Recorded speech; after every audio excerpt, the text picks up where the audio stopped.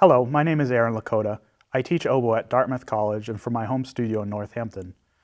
I play oboe with many music groups in Western Massachusetts and Southern Vermont, and I am a professional reed maker when I'm not teaching or playing. More about my reeds can be found at alakotareeds.com and my blog, aaronlakota.com. The Sonata in A minor by George Philip Telemann was first published in 1728 and has remained a popular part of the oboe and flute repertoire since the Baroque period. For your audition, you will be playing movements 2 and 4. Movement 2 is labeled spirituoso, meaning lively or spirited. It also has a tempo marking of allegretto, meaning moderately fast. Movement 4 is labeled as quasi-allegro, meaning somewhat fast. These two movements have similar challenges since they are both moderately fast and include a lot of articulated 16th note passages. I think it will be most helpful for me to talk about how you should practice these types of movements generally, how to approach the broad challenges of both movements, and then provide a quick run-through of oboe-related issues like fingerings and challenges that come from the instrument present in each movement. How to practice this. When you start working on your audition music, you should listen to several recordings and get a feel for the piece and the style of music you are playing. Appreciate the things you like about certain recordings and maybe note things that you would like to do differently yourself. I advise focusing on accuracy in your practice and choice of tempo and only speed up the piece once you can play it very accurately at a slow tempo. Slowly increase the speed while making sure not to make any mistakes. Learning is like water being dropped on a hill. 1 or 2 drops and the water simply disappears. Many more drops will create a stream for the water to travel. Place enough drops and the water will only travel in the stream. Repetition through practice is the water in this metaphor. Play something once or twice and it may happen when you need it. Practice many times and you will play it correctly more times. Play it correctly every time and you will only ever play it correctly. The fastest tempo you can play confidently without making any mistakes is what I call bass tempo. This bass tempo will increase as you become more experienced with the piece, so don't worry if it's not fast to begin. It is better to play slowly and accurate than fast and inaccurate. If you never practice mistakes, you will make fewer mistakes in your audition. Mistakes happen to every musician. The more consistently you practice, the fewer mistakes you will make, and the more comfortable you will be in your audition. A main goal of your long-term practice routine is to increase your bass tempo to be even faster than your desired performance tempo. With patience, you will reach your desired tempo. Begin working on the piece very slowly, slow enough to play through everything with a metronome without making any note mistakes. This may be much slower than you think you need to. Don't worry, it will get faster as you become more experienced with it. From that tempo, speed up the metronome by 2 to 4 clicks and play through the piece again. Are you still able to play the piece without any note or rhythmic mistakes?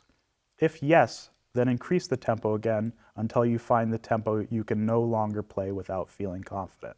From that tempo, speed up the metronome by 2 to 4 clicks and play through the piece again. Are you still able to play the piece without any note or rhythmic mistakes? If yes, then increase the tempo again until you find the tempo you can no longer play without feeling confident you will not play a mistake. Go back to the last tempo you were able to play without any mistakes or feelings that you are losing control. This is what your bass tempo is. Write that tempo down somewhere for reference. You will want to come back to this tempo at the start of your next practice session. You will likely notice there are sections of music that are easier to play at your bass tempo and sections that are more difficult to play. That is good to recognize because the more challenging sections are your greatest areas of opportunities. They are likely to be the focal point during your practice sessions. Start your practice session from your bass tempo you've established. Let's say that the quarter note is 60 on your metronome. If you are able to play through it at 60 without making any mistakes, increase the metronome by 3 to 4 beats per minute. Now we're at 63 or 64 beats a minute on the metronome. Notice if you still feel confident and comfortable and in control during the most challenging sections. If you do not feel comfortable playing the challenging sections or you make a mistake, that is your way of knowing what to focus on during your next practice session. I think it is important to play any areas where the mistakes happened at least 3 times in a row without making any mistake before moving on. 5 to 10 times is even better. The more times you play things correctly, the more your brain will recognize how to play it correctly. Challenges of this piece. I think the challenges of both movements come from the fast 16th note passages throughout. The challenges of these sections will be due to either articulation or finger accuracy. Articulation. In measure 1, we have the first 4 16th note marks with staccato. The articulation that you establish in the first measure should be carried through to the end of both movements. The articulation can add or detract from the spirited feeling of the piece. I would not suggest anything long and legato or too short and choppy. I would suggest saying da, da, da versus ta, ta, ta. Da will give you enough space between the notes without interfering with the phrasing and direction. I also find da to be a much quicker articulation than ta. Say da a few times, da, da, da, da, da. And notice where your tongue sits in your mouth. The tip should be near the roof of the mouth where the teeth and gums meet. I often tell students that almost everything we do on the oboe is a form of long tone. When we play fast articulated passages, it's best not to change the air we are using, but just interrupt the airstream with the tongue. Practice saying da, da, da, da, da, without interfering too much with the airstream. That looks like this. Da, da, da, da, da, da, da, da. When you go to apply da versus ta on the oboe, we want to say da, da, da, and notice where our tongue is in our mouth. And then when we bring the oboe, we're going to keep our tongue in the same spot within our mouth.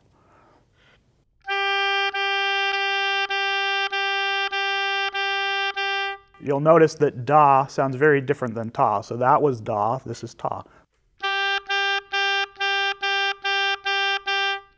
So da, ta. If you use a da articulation, these fast passages will be much easier. So we can get our tongue moving much quicker. Finger accuracy. Practice all your 16th note passages slurred to be sure your fingers are moving precisely. Notice whether you are able to play the passages evenly with the metronome while slurred. If you cannot play it accurately while slurring, adding the correct articulation will only cause more issues. Aim to keep your tone the same on each note with your pitch centered from note to note. Once you can play through the passages smoothly slurred, start adding articulation.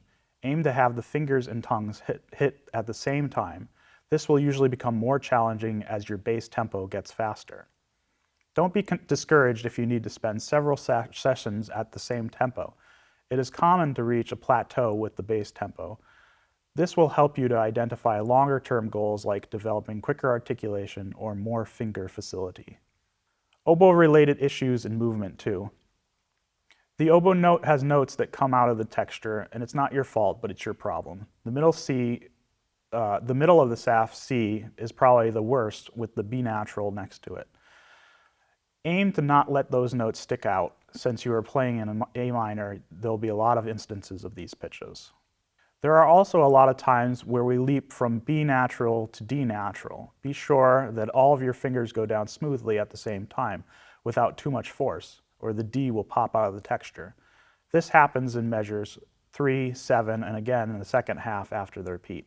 Use your left F whenever you have a forked F next to an E. We want to avoid playing forked F before or after E. This happens in measures 12 and beat 3 of measure 13. Also use left F in beat 3 of measure 21. Movement 4.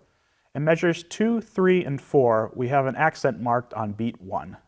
This accent is a phrase marking and means that you should do your best to come away from the downbeat. I think beat 1 should be played a little stronger than beat 2 throughout the movement. There is a lot of sections that have sudden dynamic changes in movement 4. Do your best to make a lot of contrast between the sections. Perhaps think that the soft sections are a little lighter in character. I use left F in measures 28, 30, and 38. Scales. Scales are an easy way to get some extra points during your audition.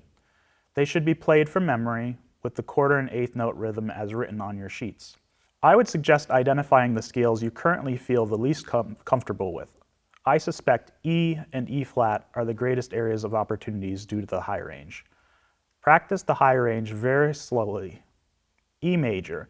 In the E major scale, the most challenging notes tend to be B to C sharp and C sharp to D sharp. I suggest using this fingering for D sharp.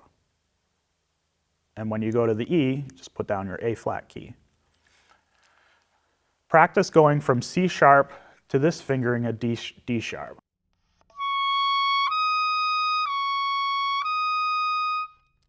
Focus on moving your fingers smoothly and deliberately. Once you can smoothly transition from C sharp to D sharp, move to high E.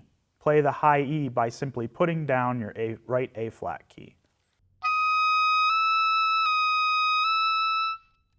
Next, practice coming down from the E to the D to the C sharp. Once you can comfortably play this, try playing the whole higher octave of the scale very slowly. Establish a bass tempo and slowly work the tempo to be faster. E flat major. Similar to the E major, you will want to focus on some attention on the highest notes of C, D, and E flat to start.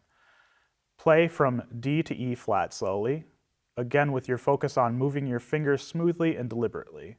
Then add the C on either end.